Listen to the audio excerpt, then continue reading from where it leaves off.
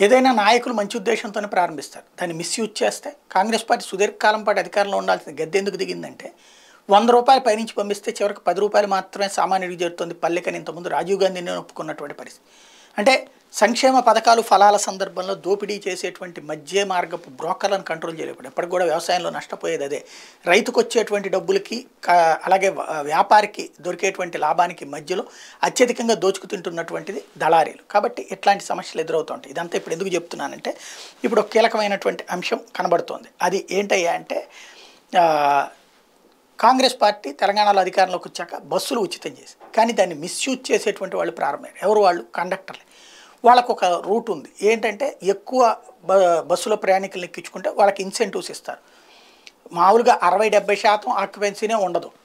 వాళ్ళు ఏంటంటే బస్సుకు చేతులూపినా కూడా ఆగకుండా వెళ్ళిపోతున్నారు కాబట్టి వాస్తవంగా చేతులూపితే ఆగాలని మనకి రాష్ట్ర విభజనకు ముందు గైడ్లైన్స్ వచ్చినాయి. పల్లె వెలుగు బస్సులు ఇట్లాంటి నాన్ స్టాప్ బస్సులు కాకుండా మిగతా వాటికి అట్లా ఊపినప్పుడు ఆపాలి. అట్లా ఆపకుండా వెళ్ళిపోతుంటారు. వాళ్ళ టికెట్లు 50% దాటితే కనుక ఇన్సెంటివ్లు కోసం ఎక్కువసేపు ఉండాలి. అది 70% దాకా ఉండాలి. కాబట్టి ఇన్సెంటివ్ కోసం అయితే కనుక లేట్ అవుతుంది. లేట్ అయితే మళ్ళీ వీళ్ళకి పెనాల్టీలు పడి అందుకని ఆగుతూ ఉంటుంటారు.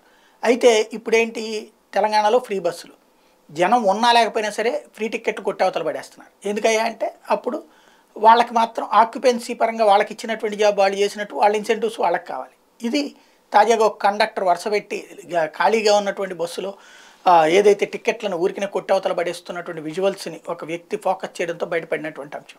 కాబట్టి రేవంత్ మంచి ఉద్దేశంతో చేస్తే దాన్ని దుర్వినియోగం చేసేవాళ్ళు ప్రారంభమయ్యారు. కాబట్టి ఇప్పుడు ఆర్టీసీ ఇక నెక్స్ట్ చర్యలు చేపడుతోంది.